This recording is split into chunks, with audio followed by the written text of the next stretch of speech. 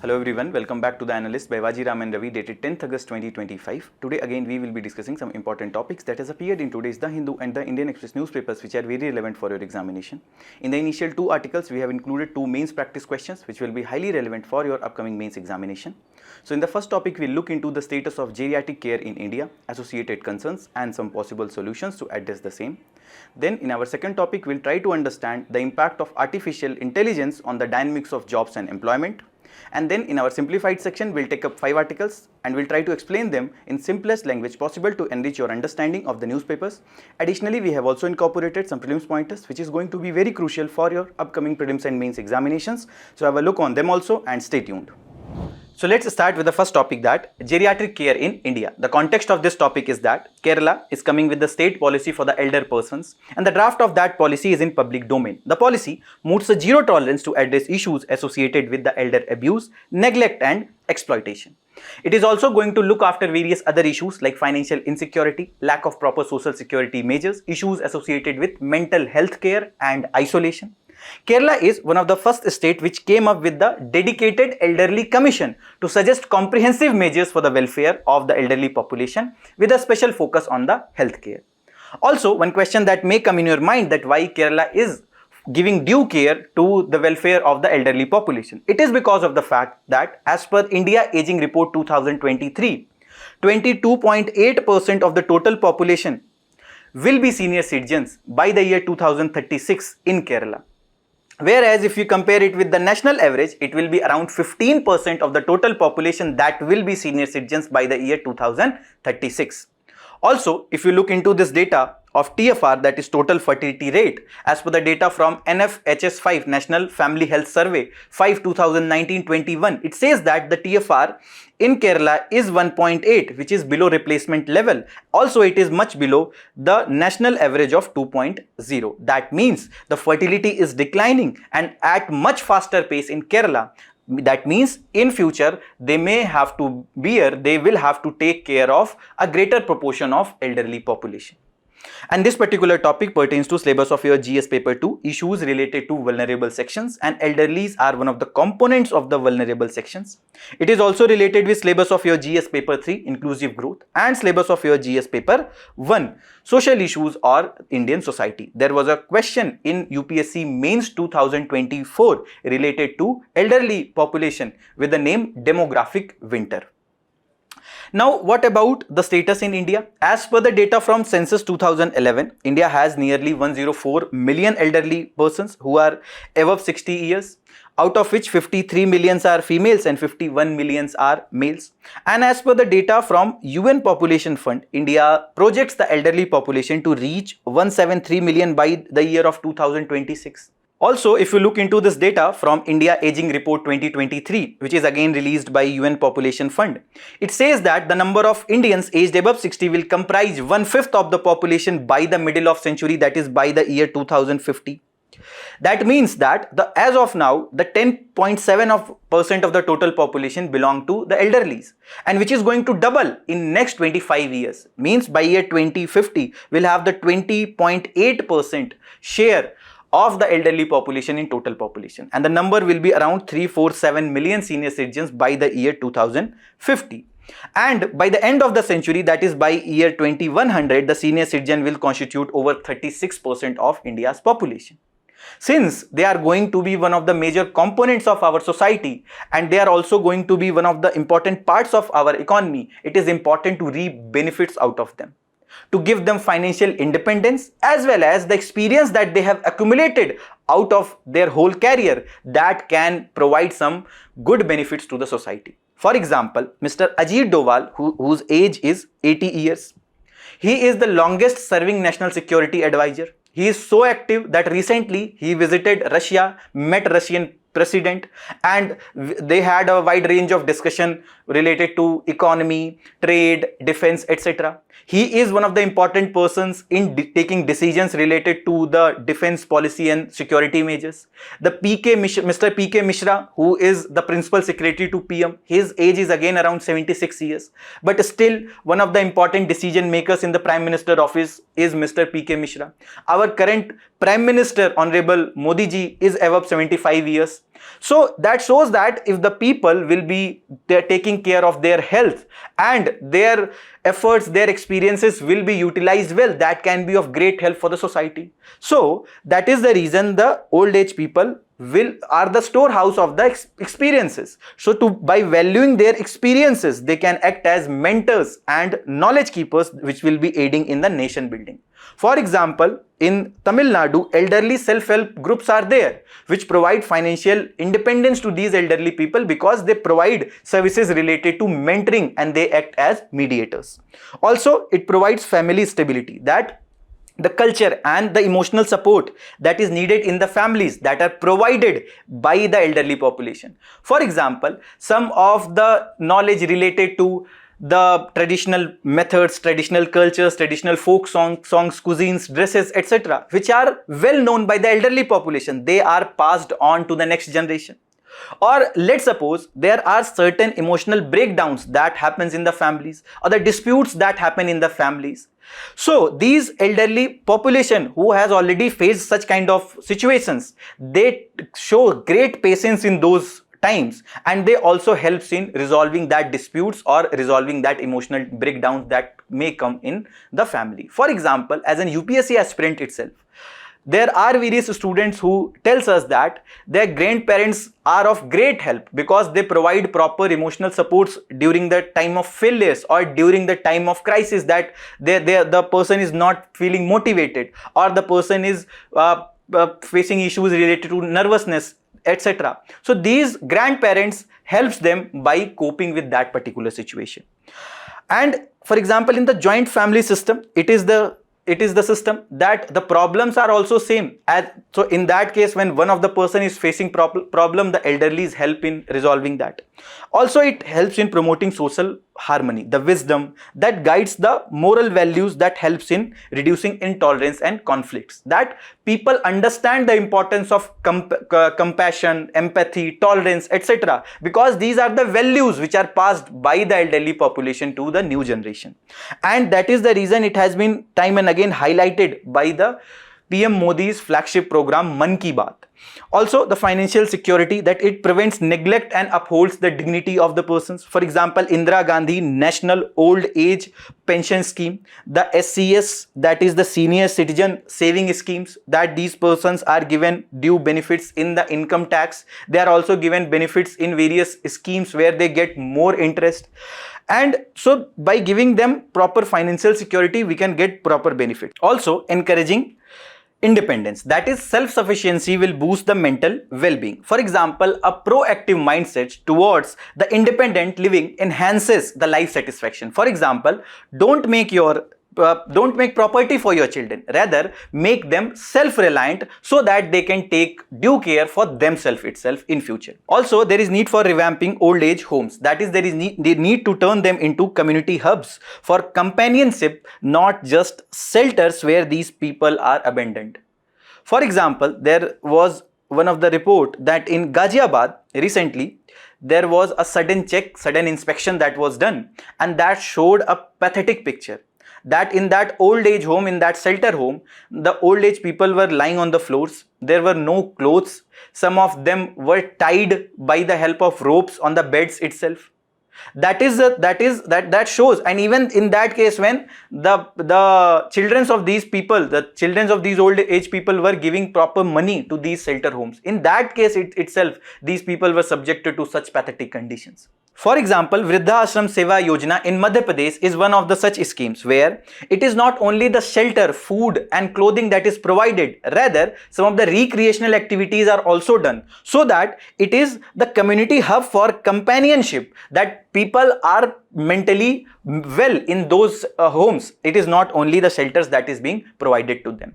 Also, if you look into this global data, it also shows that in 2021, 761 million was the old age population above the year of 65 years, and it is going to be 1.6 billion by year 2050. And in 2050, 1 in 7 people will be above the age of 65. So if India is focusing on the silver economy, that we are developing some best practices, we are developing some assisted technologies which can provide better care economy to the old age population, that can also contribute to the overall economic growth of India, because these products may have better export potential as compared to global peers. Now, what are the issues faced by the elderly population? First is the elder abuse. The example that I gave in social media also, time and again you will see various videos that come that where the child, whether the son or the daughter-in-law, they abuses the old age people. Nearly 50% of the old age population faces abuse. It is not only the physical abuse, rather the emotional abuse, that is complete neglect of that person. That person is only confined to that one room itself. No one is talking to that person. That person is lying, the old age person is lying on bed from morning till evening. That is again a kind of abuse itself. Or the financial abuse, that they don't have any kind of money with them with which they can decide what they want to buy. But only 15% of these people report due to fear and the dependency. The fear of physical abuse, fear of complete neglect, fear of abandonment, and the dependency on their sons, daughters or daughter-in-laws. And this is the data from Help Age India 2023. Also, the kinds of elder abuse that they faces: the denial of food, denial of medical attention, medicine, beating, not allowed to meet their grandchildren, outsider relatives, neighbors or friends of disability, the forced to do household works, emotional blackmailing, and various other things like snatching their belongings, etc. And this is the data that kind of abuse that these people faces. 37% is the misbehave or the bad treatment that they face. Also, the social isolation. 20% of urban and 10% of rural elderly live alone due to nuclear families and the migration. That is again increasing the loneliness of the people. This is the data from NSO 2021, that the son, daughter and the daughter-in-laws migrated to the urban areas. The old age people are left in rural areas itself without any medical support, proper medicines. There is even no one to talk to them. So that is again the social isolation that they are facing. Economic vulnerability. Only 10% of elderly overall and 5% in rural areas have pension coverage, leading to financial dependence, as per the data from PFIDA 2023. More than that, 90% of the people are employed in an informal sector itself, where there is lack of proper social security measures. They do not have the proper pension schemes which can take care of their financial needs after getting retired. Again, that creates a dependency on their sons and daughters, and they are more prone to get abused. Also, the health issues, that 75% of them suffer chronic diseases like diabetes. 20% face mental health challenges such as depression, as per this data from LASI 2021. And in that case, when they are also battling with the disease, they also need further attention, they also need further care. But again, because they are alone at their homes, no one is there to take care of them. So on one hand, they are not physically fit to take care of themselves, and there is no one in room, there is no one at houses who can take care of themselves. Also, the feminization of aging. Over 50% of elderly women are widows, often face social exclusion, lack of property rights and financial insecurity, as per the data from Census 2011.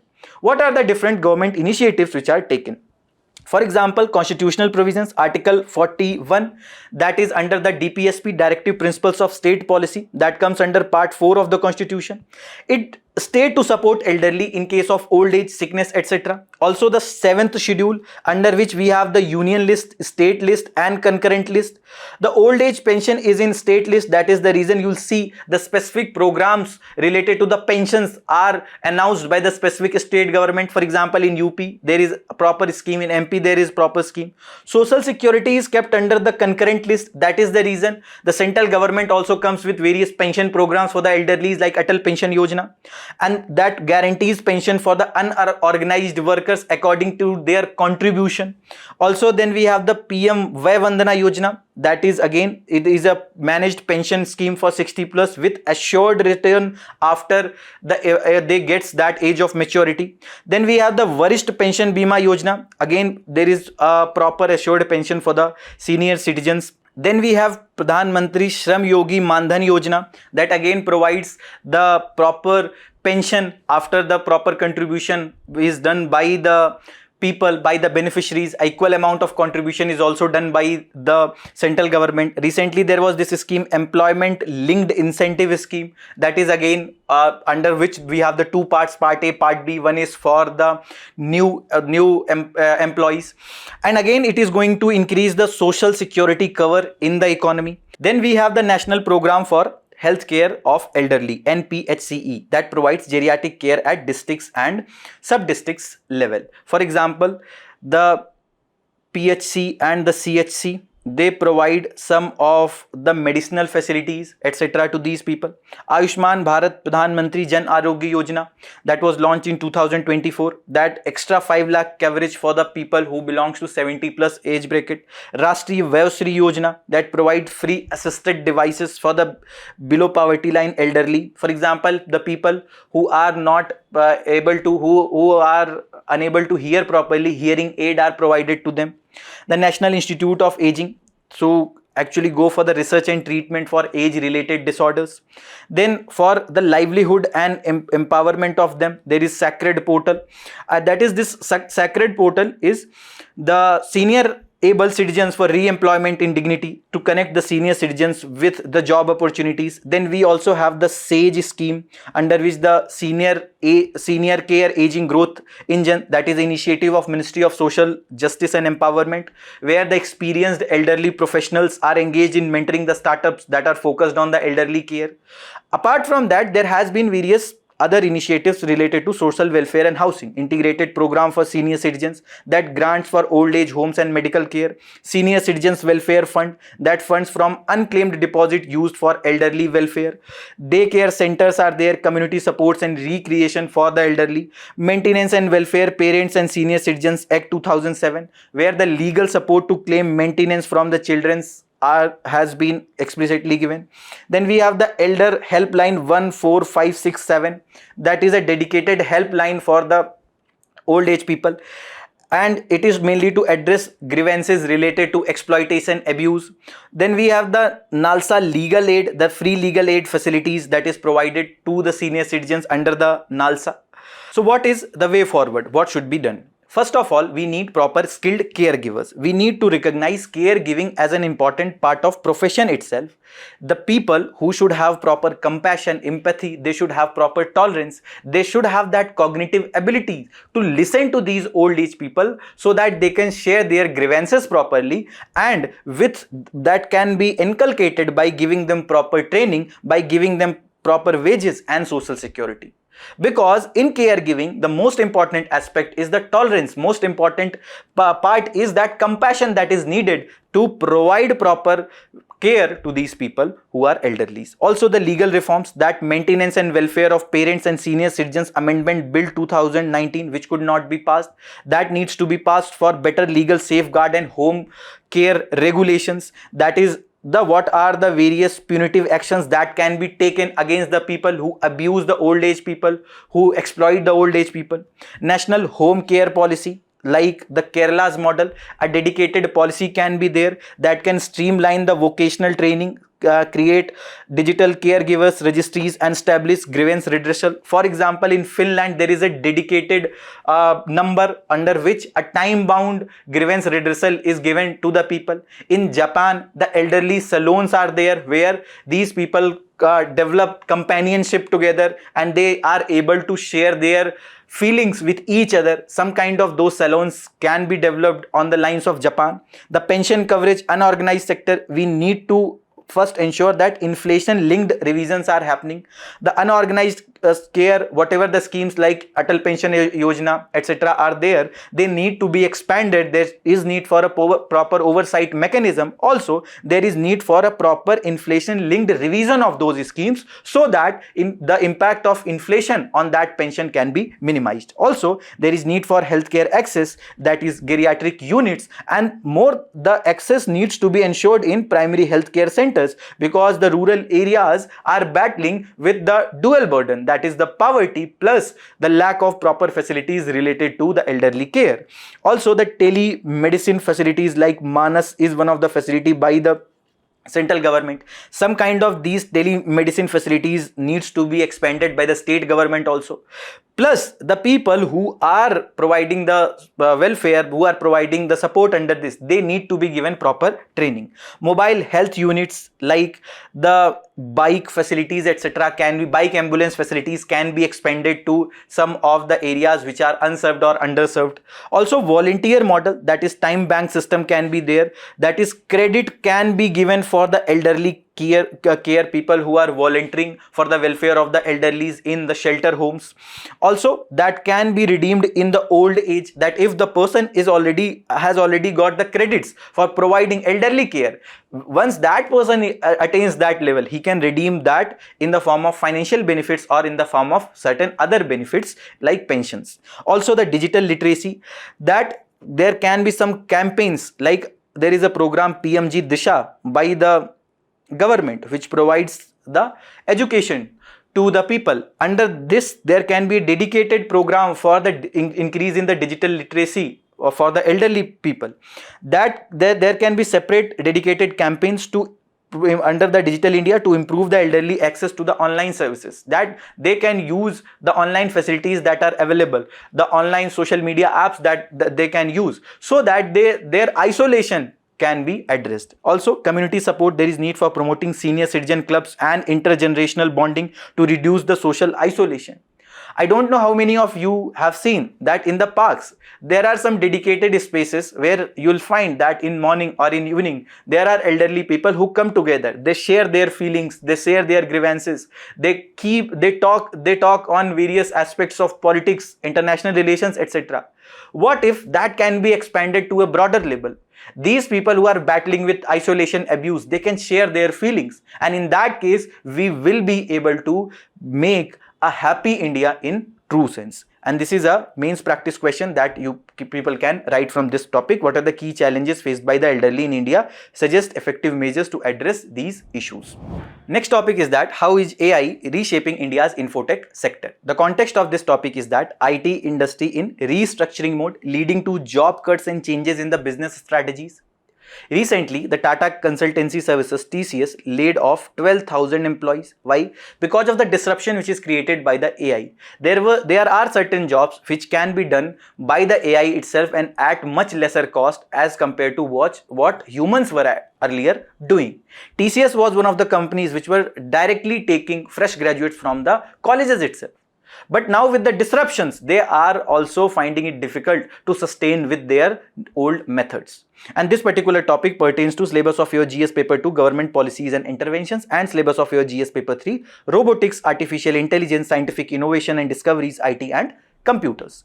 So what about the status of IT industry? IT industry is projected to generate around $283 billion in financial year 25, and it is growing by around 5.1% with the workforce reaching around 5.8 million itself.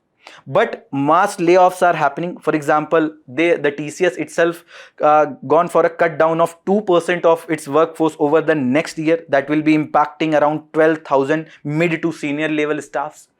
And the revenue of the IT industry is expected to hit $300 billion by the financial year 26. And these companies are also going with the workforce retention strategies, that they are granting salary hikes to 80% of their workforce. so that the people who are a storehouse of the knowledge, who are productive, who had good knowledge, they are not switching their jobs, they are not leaving the companies, rather they can be retained. And that is the reason salary hikes were announced, which will be effective by September. Also, there are certain other data which says that AI market in India is expected to reach a staggering $9,631.4 million with a compounded annual growth rate of 29.1% from 2023 to 2032. So whenever a new technology comes, that comes with the disruptions. It was the same case when the computers came, that or the automation happened, or even way back steam engines came. So every time a disruption comes, people have this apprehension that this will eat up all the jobs. With the new economic policy that was announced in 1991, where the foreign direct investment started coming with the newer technologies, it was thought that it will lead to job cuts, it will lead to job losses. But again, new opportunities came in the form of the BPO-like services, which led to boom of the service sectors. So similarly, if we will go for the reskilling of our workforce, if we will utilize this technology properly, and we will invest in proper research and development, this AI, rather than being a disruptor, can be used as an opportunity for the economy. So what are the positive impact of the AI on the jobs and employment? It can lead to increased productivity, that is improved productivity by 20 to 30% in the software development. This is the data that, for example, Infosys reported a 15 to 20% productivity boost in certain projects using the AI assisted coding tools, because there are some bugs sometimes that are in codes, or the back-end developers are there, or the people who write the code, they can take some help from the AI itself, that can save their time, and with that a better app or better software can be developed. Also, this future of jobs report which was released by World Economic Forum, that says that by 2030, 20% of jobs will be disrupted. A net gain of 78 million jobs is expected, with the 170 million created and 92 million will be displaced. They are not losing jobs, they will be displaced.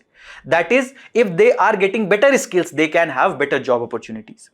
And what are the driving factors? Obviously, the technological shifts that we are witnessing, economic uncertainties, the geopolitical complications that are going on. For example, the tariff wars that are going on. The US announced 50% tariff on India, 25% earlier and then 25%.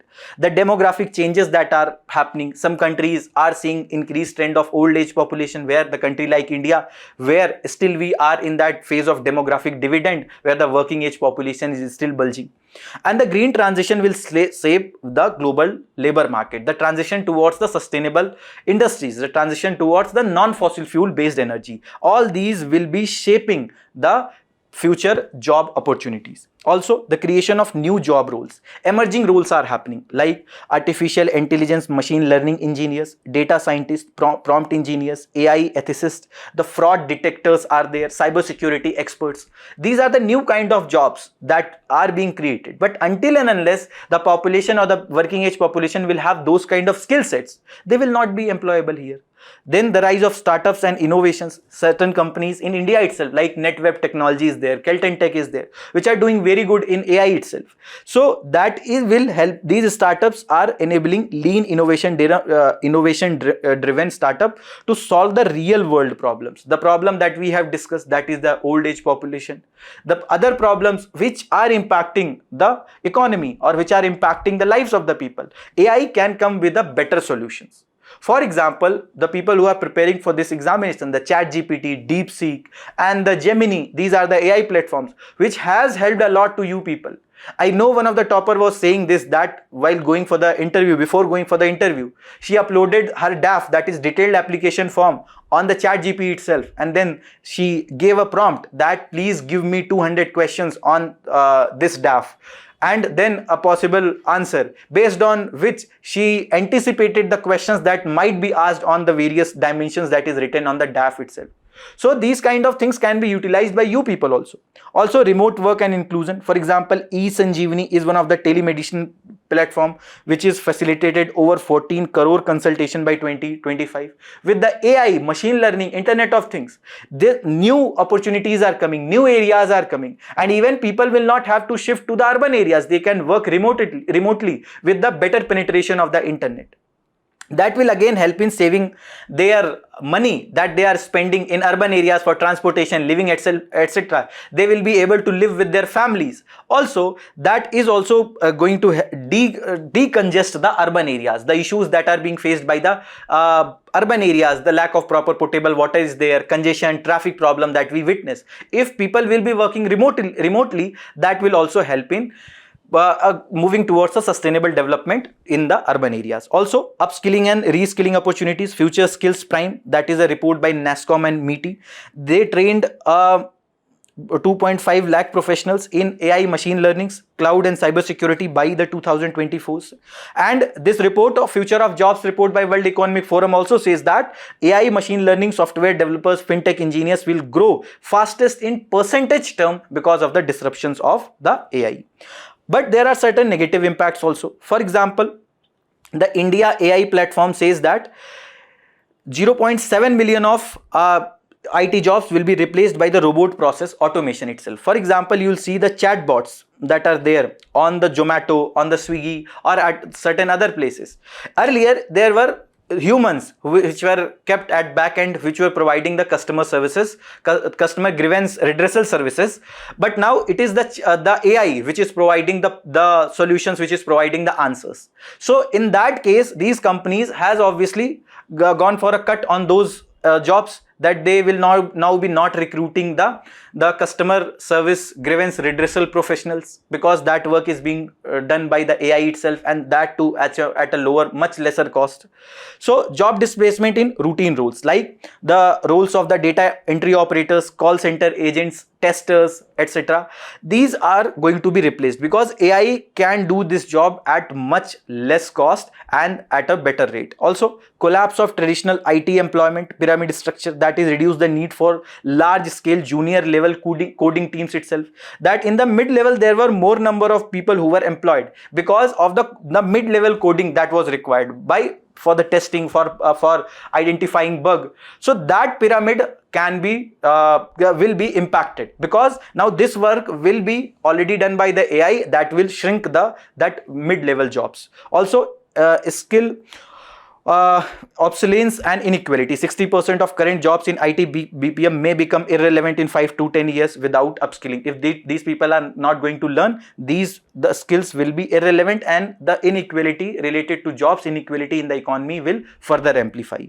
Also, the increased informality and the job insecurity, that the people who are in IT jobs, if they will be laid off, for example, the TCS employed who were laid off, what is the best possible solution at this point of time until and unless they are getting a proper job in IT? The easiest way is that they will be registering themselves in Swiggy, Zomato, Magic Pin, Porter, or any other platform where they will be working as the gig workers.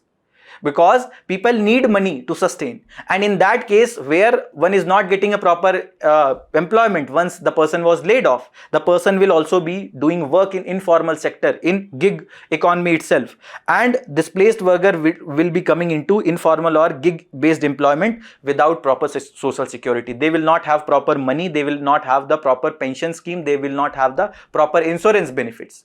For example, the Blinkit, again, which is a quick commerce app, which provides certain money to their executives. Few years back, without even consulting them, the price, the per order prices that these executives were getting was 25 rupees, and without even consulting, that was reduced to 15 rupees. That shows the income insecurity that these people faces. Every day, or you can say every month, there are certain delivery executives whose accidents happen on road, but again there is lack of proper insurance facilities that are extended to them. Also, mental health and the workplace stress, that is rising burnout and insecurity, that these people are facing insecurity and the burnouts are happening. For example, the suicide case of EY employees, it is because too much pressure are subjected, and these young generation, they are not able to sustain to that pressure. The gendered impact of automation, that is the women who are generally thought to be fit for the expressive roles, like the roles of receptionist, roles of call agents, etc. It is because of the inherent patriarchy that think that men are more suitable for instrumental role and females are more suitable for the expressive roles. So when these works will be taken by the AI, again the female will be employed, the female labor force participation rate will further decline. As per the PLFS 2023-24, 41.2% is the female labor force participation rate. That might further decline. Also, when this future of jobs report says that around 40% of required future skills will be new or evolving, that is again the reason the reskilling upskilling is needed. 59% of workforce will need reskilling or upskilling by the year 2030. The top skills that needs to be gained are AI, big data, cybersecurity, creativity, resilience, and flexibility. Automation will also impact that. 41% of companies plan workforce reduction due to automation. So what is the way forward? What is the path ahead? As per India AI, 20 million jobs will be added by 2025. But they will be in certain roles, certain analytical and thinking related roles where innovation is needed, in role which AI will find it difficult to fulfill. So until and unless the population or the working age population will be having those analytical skills, it will be very difficult to remain employable. So we need to scale up the AI focused reskilling programs. As per the survey that was done by the Deloitte, that said that 47% of the workforce feels anxious that AI can take up their jobs. Whereas a data from India Adoption Index shows that the adoption of AI increased to 2.47 in year 2024 as compared to 2.45 that was the AI Adoption Index in year 2022. That shows that slowly and gradually people, companies, workforce are increasing the adoption of AI. Also, we need to promote human AI collaboration, not replacement. We need to understand that AI is here to enhance our lives. AI is going to enhance our careers. It will not be a disruptor, but it will provide new opportunities. We can prepare new skills. We can learn new skills with the help of AI. So how are we going to use the AI will be actually the determining factor whether we will be able to take AI as an opportunity or not. Also, we need to strengthen social security for the displaced workers, the people who are laid off, people who are in the case of getting new jobs. When they will have the proper social security coverage, they will not have the emotional breakdown. Also, we need to support AI startups to create jobs, and that is the reason Startup India was launched, which helped in more than 1 lakh startups. Also, more than 118 unicorns were established in India. Also, there is need for enforcing ethical AI regulation, that AI is not discriminatory. The AI is not relating to privacy concerns. So, ethical AI is the need of the hour. Also, there is need for bridging the digital and the gender divides. We need to understand that females are also getting proper opportunities under the new AI disruptions that we are witnessing. We need to ensure that women are not left behind, because as per this data, that some of these roles like leadership, social influence, etc., which will be the new opportunities with the help of AI disruptions, they can be taken very well if the female will be socialized in that well, if the gender discrimination will not be done. Also, we need to foster lifelong learning culture. That some of the skills that should be provided which can make them people employable in the long run itself. That if the person only knows the tally, if the person only knows the data entry, that is some skill which it will be very difficult to retain for a longer period of time. That skill might not help in employing the person for the longer period. But what if there is a skill like leadership skill where the people can manage a whole team in an effective manner? The person has a good managerial skill. That is one of the skill that can provide a lifelong jobs without much disruption with the other technologies. So this is a mains practice question that you people can write, and this was the PYQ related to the first topic, elderly population. The question was asked in UPSC Civil Services Mains Examination 2024. What is the concept of demographic winter, and is the world moving towards such a situation? Elaborate. This question is related to your first topic. This PYQ is related to your first topic. In our simplified section, first topic is that Indian Air Force Chief says that 5 Pakistani fighter jets and 1 large aircraft were downed during the Operation Sindoor, and credit for downing them was given to Russia's S-400. And this is in the backdrop, and this is in the time when the US has shown a tilt towards the Pakistan, and 25% extra penalty was levied because the trade that we are doing with the Russia, the oil that was available at cheap prices when the Russia-Ukraine war started, that we are buying, the Russian defense procurements that we are doing. So when US said that we will be imposing penalty on you because you are trading with Russia, India is giving an underlying message that this is our own matter to trade with any country irrespective of the sector. No country can actually determine with whom we are going to trade. And this is related to your GS paper 3 defense, and this has appeared in today's Indian Express page number 1. So the Chief of Air Staff, Air Chief Marshal AP Singh on Bangalore on Saturday said all these things, that at least 2 command and control centers, 6 radars were taken out in Murid and Chaklala, which are one of the important bases of the Pakistani Air Force. F-16, which is one of the advanced 4th generational aircraft which was given by US to Pakistan. One of its hangar at Jakokabad airfield was hit, which also damaged various F-16 aircrafts. And runways at Sargodha and Rahim Yar Khan Air Base was also hit. UAV hangar at Sukur Air Base was also damaged. Airborne early warning and control system hangar at Bhullari was also hit. Because these airborne early warning system helps in reconnaissance. It also gives messages to certain other aircrafts based on which they can take the action. So that was also one of the aircraft that was hit. See, this is the first time since the Operation Sindoor was launched and the subsequent ceasefire was announced between India and Pakistan that India is accepting that certain aircrafts were downed by the Indian Air Force. And interestingly, the credit is obviously given to S-400. Another important observation is that India did not mention JF-17, which is an aircraft which was given by China to Pakistan. Because earlier there were various reports that one of the JF-17 was also down, but India did not take the name of JF-17, only F-16 and the airborne early warning and control system and certain UAVs name we have taken. Now what exactly is this S-400 surface to air missile system? So it is India's frontline air defense system against the drones and the missiles. It is mobile surface to air defense system. Operational range has 400 km. And in this case also, India said that it hit one of the targets with almost 300 km, which is more than 300 km away located, which is one of the historic sites that we have hit, because in the international domain also we don't listen to this kind of thing that any of the target was hit by a surface to air missile which is located more than 300 km. Also the deployment time is 5 minutes.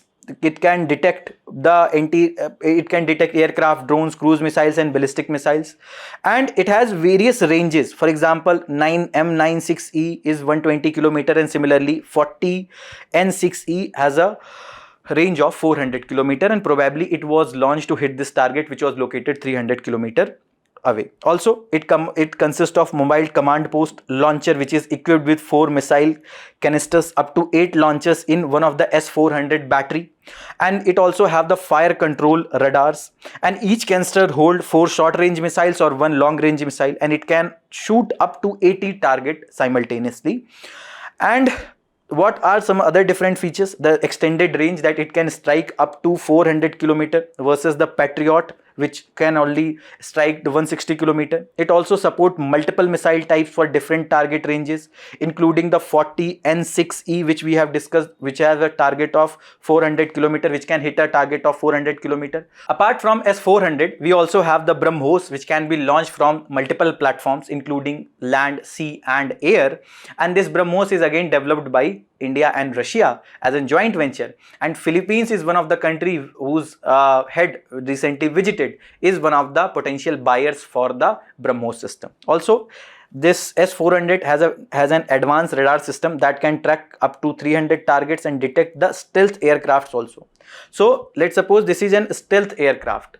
The 6th generation aircraft that are coming, they have the stealth capabilities. So when there is a radar system here on the ground that is sending waves or signals, that signals strikes to the body of that aircraft and it come back to this radar system, radar control system, and these waves gives an idea about this aircraft, its speed, its location, as well as certain other things, that what kind of aircraft is it, whether it is the fighter aircraft or it is the earth reconnaissance aircraft, etc.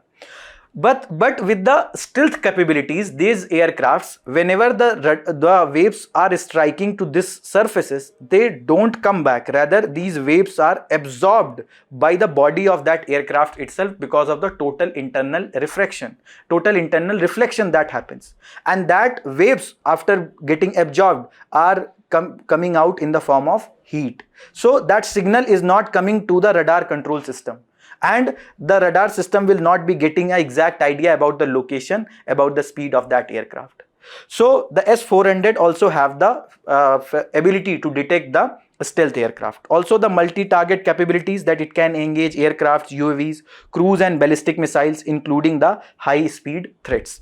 Also the real world preferences, that Turkey also chose the S-400 over the Patriot despite the political cost that Patriot is by the US itself. And Turkey is important member of NATO and one of the important allies of US. That also shows the trust in and the capabilities of the S-400. And this is one of the mains practice question that was directly asked in the mains 2021 examination about the features which makes S-400 technically superior as compared to other systems which are available presently. Next topic is judicial discipline or overreach. This is related to your GS paper 2 judiciary, and this has appeared in today's The Hindu, page number 6.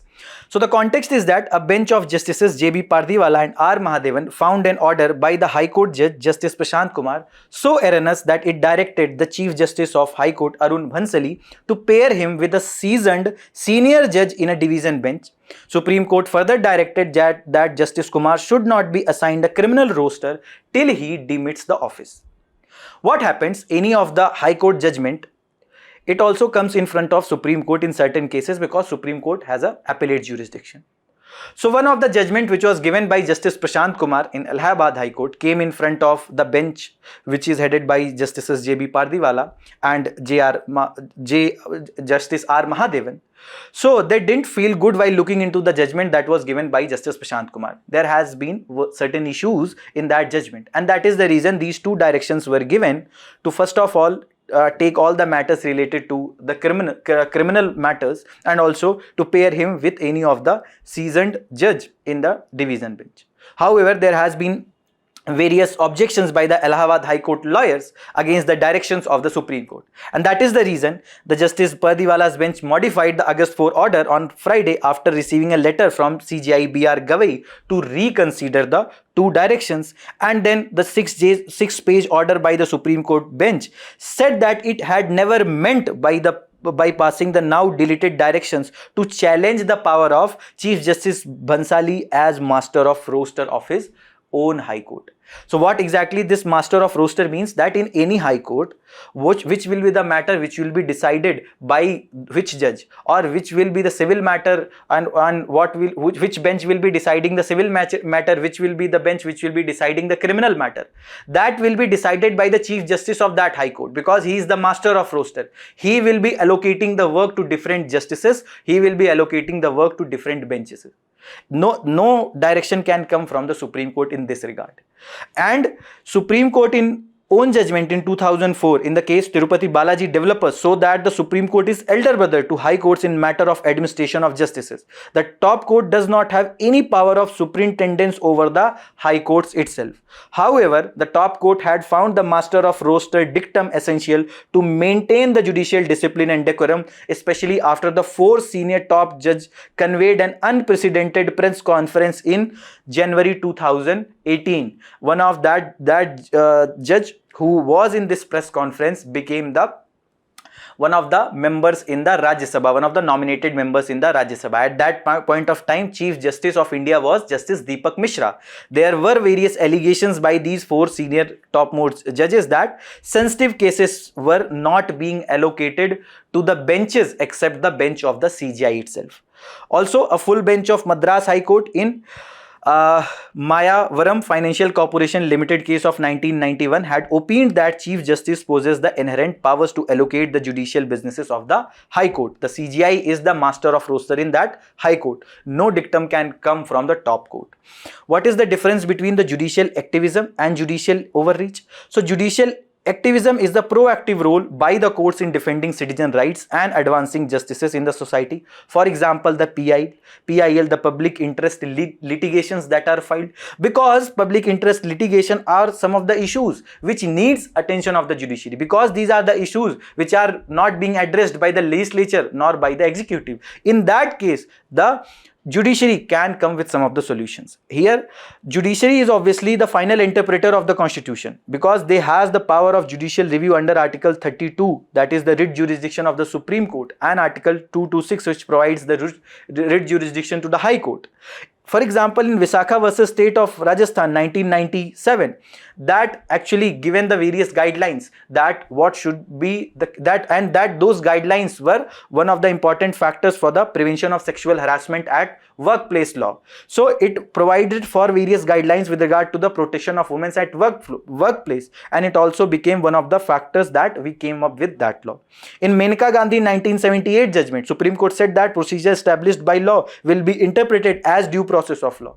That we will be also seeing that whether law is just, reasonable and fair or not. And then what exactly is the judicial overreach? When the activism goes overboard, that court exceeds the jurisdiction, interfering in executive or the legislative areas. For example, the national anthem case, Syam Narayan Choksi versus Union of India 2018, that 18 case that everyone has to stand up in cinema halls when the national anthem is going on.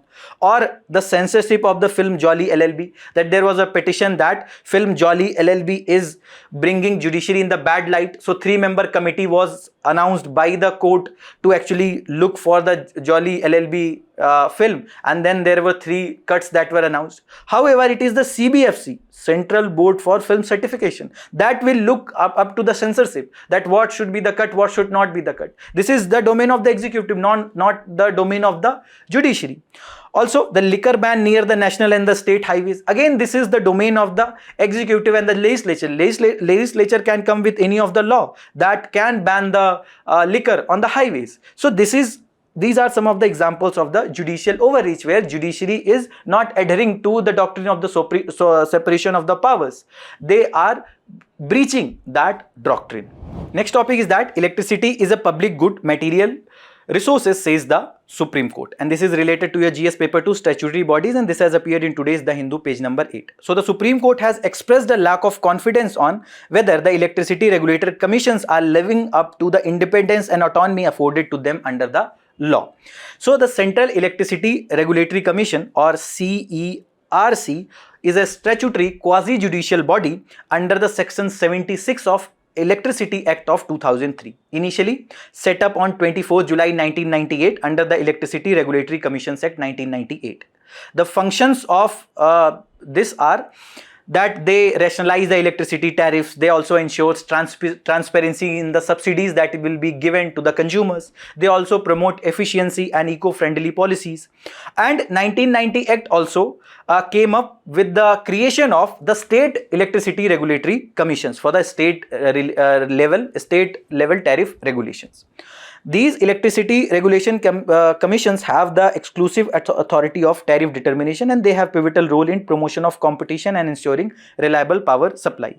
Court said that the electricity was a public good and a material resource and was especially vulnerable to undue political posturing. And they are meant to serve as a bastion to ensure that electricity was sold and distributed for the common good, welfare of all, unruffled by the politics of the day, uninfluenced by the market forces or demand and supply. And the regulatory assets, they were actually looking up to the various tactics that are employed to arrive at tariffs by creating regulatory assets over and above all permissible limits.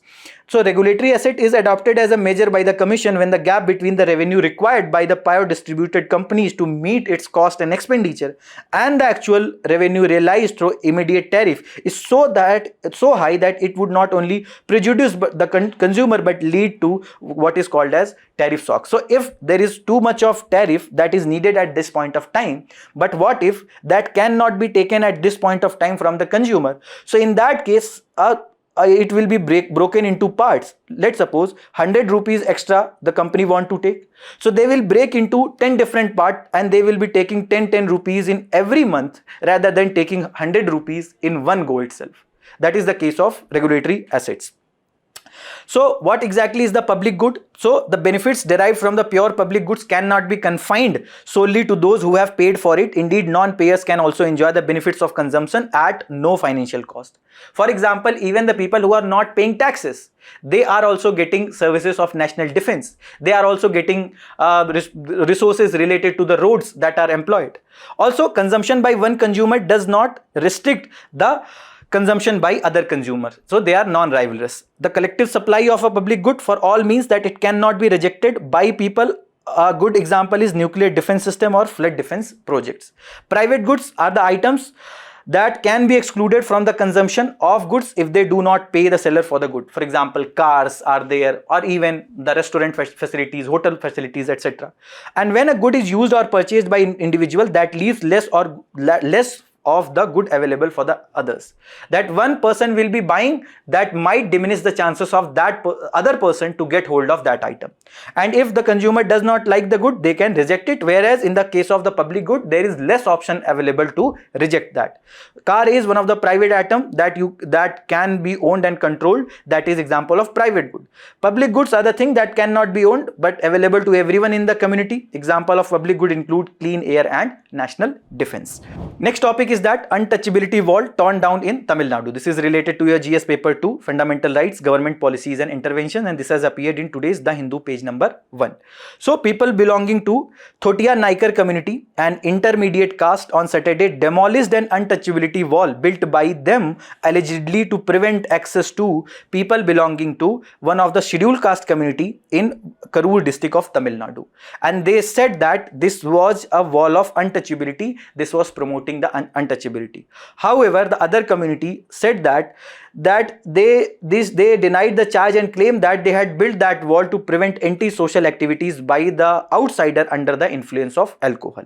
What was the Gandhian view against the untouchability? He was supporting the reformist approach, that untouchability is a crime against humanity. However, there should be an inherent feeling that should be coming from inside to remove the untouchability. He said scheduled caste as Harijans, and he advocated for temple entry, interdining, occupational exchange, and he believed in self-purification and compassion, not conflict. That with the inherent feeling that will come from inside, the untouchability can be addressed. Whereas Ambedkar was of view that annihilation of caste is needed. He was of that kind of conflictist view that he saw untouchability as a structured violence which is tied to Brahmanism and emphasized on the self-respect, political power and legal rights. He rejected Gandhian reform as superficial appeasement, and that was one of the reasons that Ambedkar supported the affirmative actions that is needed for the welfare of these scheduled caste. What are the certain other provisions to address the untouchability? Article 17 that abolishes untouchability, which is one of the fundamental rights, and that is available against the government as well as against the private individuals. Article 15 that prohibits the discrimination, no discrimination based on caste, religion, and it allows affirmative actions. Certain exceptions are given with regard to the scheduled caste and EWS. Article 16 promotes equality in public jobs. Article 46 that promotes the welfare of the scheduled caste. It directs states to uplift scheduled caste and other weaker sections. And then the Protection of Civil Rights Act 1955 that actually enforces the Article 17, which criminalizes the untouchability practices like denial of access to public places. And then the SC and ST Prevention of Atrocities Act 1989 that protects scheduled caste and scheduled tribes from violence and abuses from other people. That it provides for strict penalties, the special court and the victim relief measures.